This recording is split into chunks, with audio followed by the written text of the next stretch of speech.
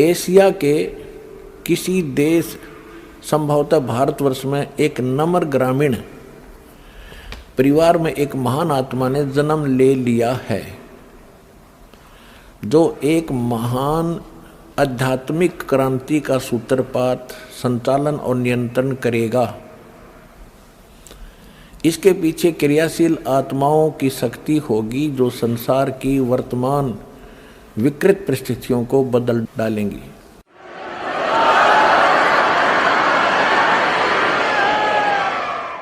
उन्नीस 1999 में ये क्या बोला गया है कि एक ऐसे व्यक्ति ने जन्म लिया है जिसकी अकेले ही उत्पादित शक्ति किसी भी शक्ति संपन्न राष्ट्र के बराबर होगी। वह एक भाषा, एक संस्कृति, एक धर्म की आचार संहिता सर्जन करेगा।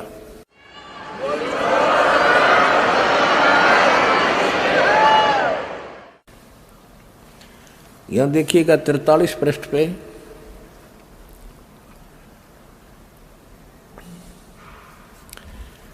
यह लिखा है कि दिव्य देहधारी पुरुष ने जन्म लिया है। वे सबके मन में प्रसन्नता भरेंगे, दुनिया भर के कष्ट दूर करेंगे। अन्यायी और अत्याचारियों को भी वह ठीक करेंगे। रात्रि के प्रथम पहर में जब मैं प्रगाढ़ निद्रा में होता हूँ तो स्वप्न में एक दिव्य पुरुष को देखता हूँ, दिव्य व्यक्ति को। किसी जलाशय के निकट बैठे हुए इस योगी के मस्तक में दोनों भौं के जहाँ मिलती हैं तो उसमें अर्ध चंद्रमा के दृश्य होते हैं।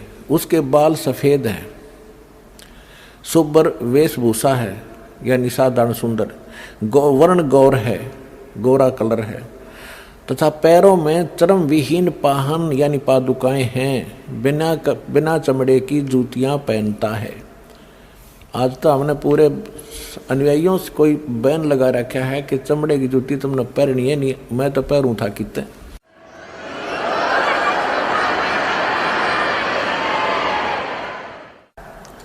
अब देखिएगा इसके पृष्ठ नंबर 72 पे, क्योंकि हमने इसके साथ साथ सत्संग भी सुनाना है आपको, जो कि संस्कार के ऊपर बात चल रही थी, उसका कुछ विषय इसमें आपको समझाएंगे। इसके 72 पृष्ठ पर देखिएगा, यहां लिखा है कि इतिहास के अद्वितीय महापुरुष के बारे में नॉस्ट्रेडमस ने भी कुछ संकेत दिए हैं।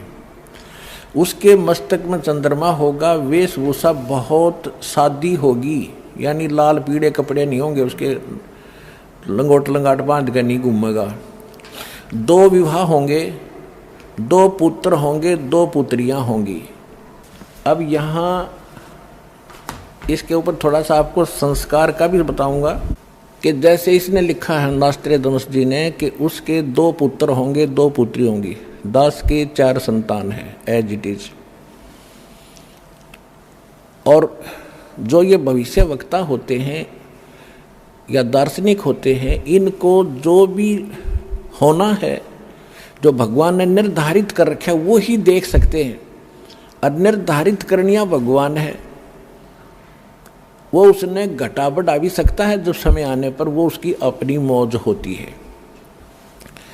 इसमें लिखा है कि उसके 2 विवाह होंगे। तो पुण्यात्मा परमात्मा ने संस्कार काट दिया दास का।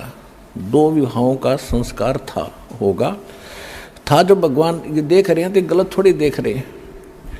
और 4 संतान का भी संस्कार था, वो चारों उत्पन्न भी हो गए। अब उत्पन्न होने मात्र से बात नहीं बनती, आगे इनकी परवरिश, इनके विवाह शादी, तो बहुत लंबा कार्य था, बहुत बड़ा ऋण था हमारा इनका, तभी तो संतान रूप में मेरे पास आए। तो 1988 में दास को उपदेश प्राप्त हुआ, 1994 में दास को यह मजदूरी मिल गई। यदि परमात्मा की शरण ना होती, समर्थ की शरण ना होती, तो इनके साथ ही रह करके इनका लेन देन करना था। फिर परमात्मा ने उनका लेन देन तो खुद किया और दास को अपने शरण में लेकर, ये दास जूनियर इंजीनियर जेई की नौकरी करता था हरियाणा सिंचाई विभाग में। और ये भी ना कोई सोचा किसी का भरम हो जाए, कोई मांगनियाँ खानियाँ था, इसलिए वो छोड़ दिया होगा,